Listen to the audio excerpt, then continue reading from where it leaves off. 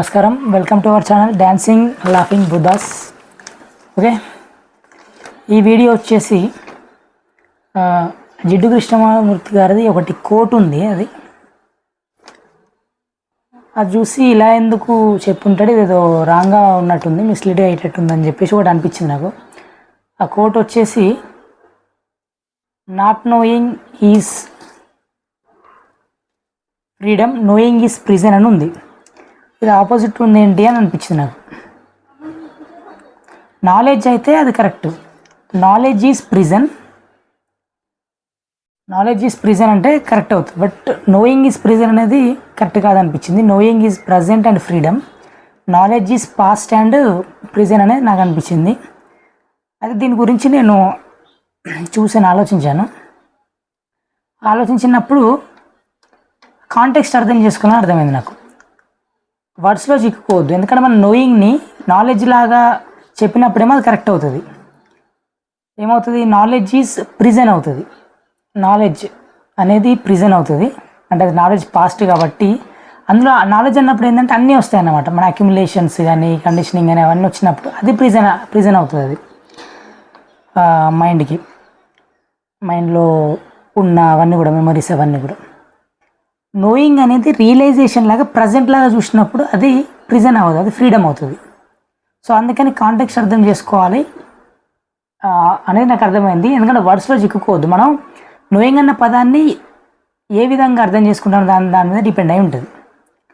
Okay, so ఇలా రెండు ఉన్నాయి. ఇంకొకటి చెప్తాను నేను, ఇగ్నోరెన్స్ ఇస్ బ్లిస్ అని కూడా అంటూ ఉంటాం. ఇప్పుడు నాట్ నోయింగ్ ఈజ్ ప్రిజన్ అంటే, నాట్ నోయింగ్ ఈజ్ ఫ్రీడమ్ అంటే, నాట్ నోయింగ్ ఈజ్ ఫ్రీడమ్ అంటే తెలియకపోవడం అనేది స్వేచ్ఛ అంటే అది ఇగ్నోరెన్స్ ఈజ్ బ్లిస్ అన్న మీనింగ్ అన్నట్టు. అంటే ఇగ్నోరెన్స్ అంటే తెలియకపోవడం, నాట్ నోయింగ్ ఈజ్ బ్లిస్ అంటే సంతోషంగా ఉండడం, ఆనందంగా ఉండడం, తెలియకపోతే హ్యాపీగా ఉంటామని చెప్పేసి, ఫ్రీగా ఉంటామని చెప్పేసి, ఫ్రీడమ్ హ్యాపీనెస్తోనే ఉంటామని చెప్పేసి.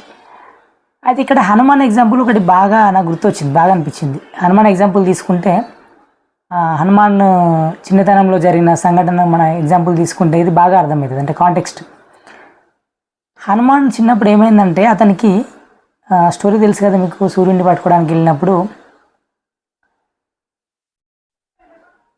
ఇంద్రుడు వజ్రాయుధం వేయడం వల్ల కింద పడిపోవడం వల్ల వాయుదేవునికి కోపం వచ్చి అంతా ఒక గుహలో బంధిస్తాడు గాలిని. అప్పుడు సృష్టికి మంచిది కాదు కాబట్టి, గాలి లేకపోతే అన్ని జీవులు బ్రతకలేవు కాబట్టి మిగతా దేవులు బ్రహ్మ కానీ మిగతా వాళ్ళు కానీ వచ్చి అలా చేయకు అని చెప్పేసి హనుమంతుడికి రకరకాల వరాలు ఇవ్వడం మనం చూసాము, విన్నాము.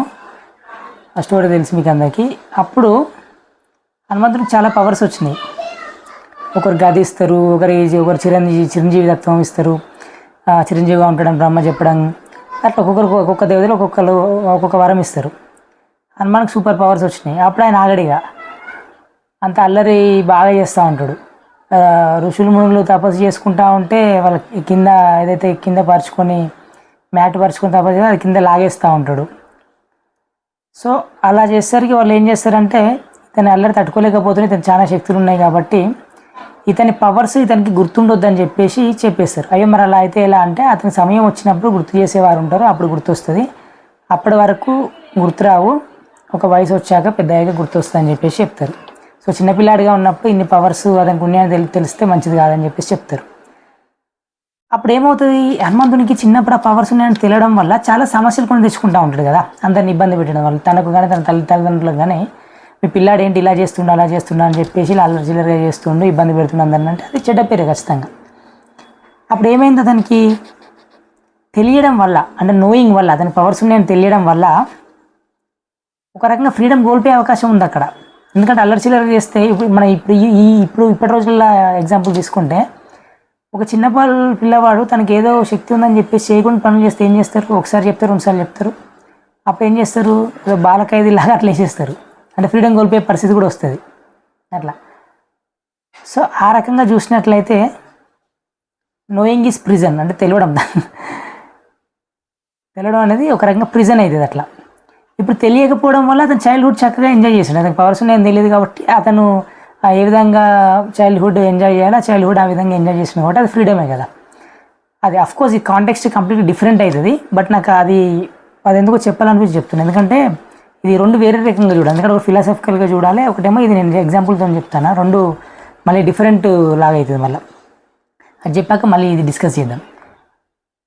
అంటే ఒక్కొక్కసారి ఏమైతుందంటే మనకు పవర్స్ ఉన్నాయి అంటే ఇది ఓన్లీ హనుమాన్ ఎగ్జాంపుల్ అనే కాదు, ఇది యాక్చువల్ లైఫ్లో అప్లై చేయాలి చాలామందికి. ఇప్పుడు ఎట్లా అంటే కొంతమంది కొన్ని విద్యలు నేర్చుకుంటారు, కొంతమంది కొన్ని విద్యలు క్షుద్ర విద్యలు కావచ్చు, లేకపోతే విద్య అంతే, దాన్ని చెడుగు వాడితే క్షుద్ర విద్య అంటాం, మంచిగా వాడితే మంచి విద్య అంటాం, అంతే తప్ప అది కాదు. సో ఏదైనా విద్య ఒకటే కాబట్టి ఆ విద్య అనేది ఏదో ఒక విద్య నేర్చుకున్నప్పుడు పవర్స్ వచ్చినాయి అని చెప్పేసి అతను ఎవరన్నా బాధ పెట్టినా, లేకపోతే అతని యొక్క కోరికల కోసం, లేకపోతే అటాచ్మెంట్స్ వల్ల ఎవరికో మేలు చేయాలని, తన వాళ్ళకు మేలు చేయాలని ఏదైతే చేస్తారో దానివల్ల వాళ్ళు బంధింపబడతారు.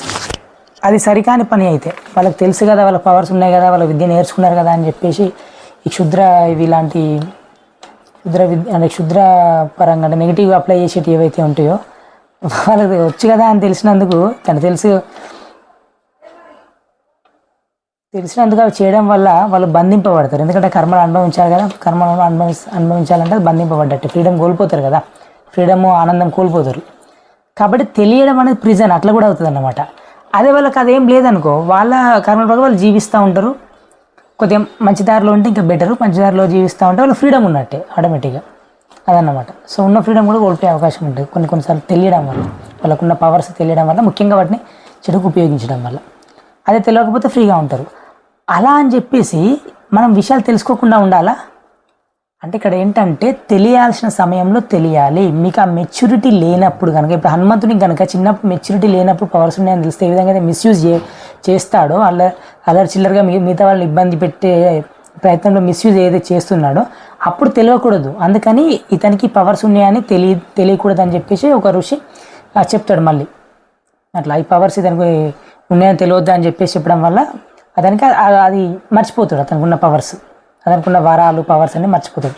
మళ్ళీ తర్వాత ఎప్పుడు గుర్తొస్తే మీకు తెలుసు కదా, జాంబవంతుడు ఆ సముద్రం దాటే ప్రయత్నంలో వాళ్ళు ఉన్నప్పుడు హనుమంతుడికి నీ పవర్స్ నీకు తెలియదు, నువ్వు ఇది దాటగలవు, నీ చిన్నప్పుడు వరాలు ఇచ్చావని చెప్పి జాంబవంతుడు చెప్పడం వల్ల హనుమంతుడికి మళ్ళీ అది గుర్తొచ్చి ఇక తర్వాత స్టోరీ తెలిసిందే, గుర్తొచ్చి అలా సముద్రం దాటడం, లంకకు చేరడం అవన్నీ జరుగుతూ ఉంటాయి. అది అంటే ఆ టైంకి తెలియాలి, మీకు ఆ మెచ్యూరిటీ రావాలి ఫస్ట్. అంటే బాడీలో మైండ్లో ఫస్ట్ మనకు బాడీ పరంగా మైండ్ పరంగా మెచ్యూరిటీ పరిపక్వత రావాలి, జ్ఞానం రావాలి, స్టెబిలిటీ రావాలి. అప్పుడు మీకున్న విద్యలు కానీ, మీకున్న పవర్స్ కానీ, మీకున్న స్కిల్స్ టాలెంట్స్ ఏవైనా కానీ అప్పుడు ఆ ఉన్న స్టెబిలిటీతోనే బ్యాలెన్స్డ్ మైండ్తోనే కనుక ఉపయోగించినట్లయితే బాగుంటుంది. లేదు అంటే అది ప్రాపర్గా ఉండదు అన్నమాట. సో ఆ కాంటెక్స్ట్లో అప్పుడు నోయింగ్ ఈజ్ ఫ్రీడమ్ అవుతుంది. మీకు మెచ్యూరిటీ ఉన్నప్పుడు, ఆ తెలియాల్సిన టైంలో కనుక తెలిసినప్పుడు ఉపయోగించినప్పుడు అప్పుడు knowing is freedom.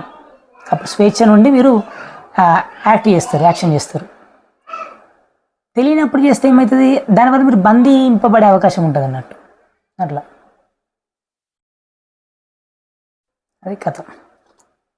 So knowing అనేది ఏంటంటే నాలెడ్జ్ని మనం పాస్ట్ లాగా, నాలెడ్జ్ ఎప్పుడైనా పాస్టే కదా, సో అది ప్రిజెంట్ లాగా. సో నాలెడ్జ్తోనే ఐడెంటిఫై అవ్వకూడదు, మనం రకరకాల వాటితోనే ఐడెంటిఫై ఉంటాం. కాబట్టి మీ స్వేచ్ఛ పొందాలంటే మనం స్పిరిచువాలిటీ గురించి మాట్లాడినప్పుడు, లిబరేషన్, స్పిరిచువాలిటీ, ఫ్రీడమ్ అన్నప్పుడు, స్వేచ్ఛ గురించి మాట్లాడినప్పుడు దేంతో ఐడెంటిఫై అవ్వకూడదు అన్నప్పుడు మనం ఏమంటాం, మామూలుగా బయాలజికల్ ఐడెంటిటీ ఉండొద్దని, లాస్ట్కు నేను అనేది కూడా ఉండొద్దని, బాడీ మైండ్తో ఐడెంటిఫై ఉండొద్దని, దానికంటే మొదలు మీ యొక్క అటాచ్మెంట్స్తో ఐడెంటిఫికేషన్ ఉండొద్దని, బంధుమిత్రులతో ఐడెంటిఫికేషన్ ఉండొద్దని, మీ పుట్టిన ఏరియాతోని ఐడెంటిఫికేషన్ ఉండదు, ఒక నేషన్తో ఐడెంటిఫికేషన్ ఉండొద్దని, సమయం వచ్చినప్పుడు దాని ప్రకారం యాక్ట్ చేయడం వేరు, ఇంటర్నల్గా ఐడెంటిఫికేషన్ ఉండొద్దని చెప్తాను, గుర్తింపు ఉండొద్దని. క్యాస్ట్తోని, క్రీడ్తోని, జెండర్తోని, కలర్తోని, వీటన్నిటితో కూడా, రిలీజియన్తో, వీటన్నిటితో కూడా ఉండొద్దు. చివరికి మీరు చేసే సాధనతోని, మీ యొక్క గురువుతో కూడా అటాచ్మెంట్ ఉండొద్దు, ఐడెంటిఫికేషన్ ఉండొద్దని చెప్తాం. అప్పుడే అల్టిమేట్ ఆ ఫ్రీడమ్ అనేది ఉంటుంది అనేది చెప్తాం. ఆ ఫ్రీడమ్తో జీవించాలనేది చెప్తూ ఉంటాం, మనం జీవన్ముక్తి అని చెప్తూ ఉంటాం.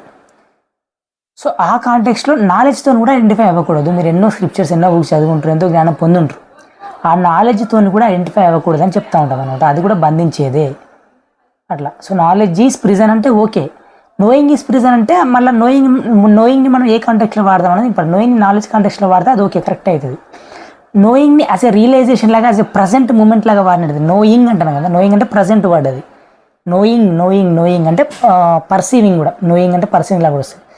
ప్రజెంట్ పర్సీవింగ్, ఇప్పుడు ఏదో ఉన్నట్టు చూడడం. నోయింగ్ ఉన్నట్టు చూడడం అనుకున్నట్లయితే కనుక అది ఫ్రీడమ్ అవుతుంది. ఆ విధంగా అంటే ఇప్పుడు ఈ నోయింగ్ నాట్ నోయింగ్ అన్న దాన్ని ఇన్ని కాంటెక్స్ట్ చూడాల్సిన అవసరం ఉందన్నమాట. Okay right. ఇంకొకటి, as an immature child not knowing is freedom. చైల్డ్గా ఉన్నప్పుడు ఇమ్మెచ్యూర్గా ఉన్నప్పుడు నాట్ నోయింగ్ ఈజ్ ఫ్రీడమ్, తెలియకపోవడమే ఫ్రీడమ్.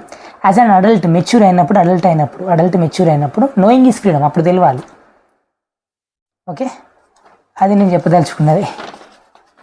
సో మనం ఏ కాంటెక్స్ట్లో వాడతాం అనేది important. Not knowing is freedom, knowing is prison అనేది ఏ కాంటెక్స్ట్లో, నాలెడ్జ్ కాంటెక్స్ట్లో.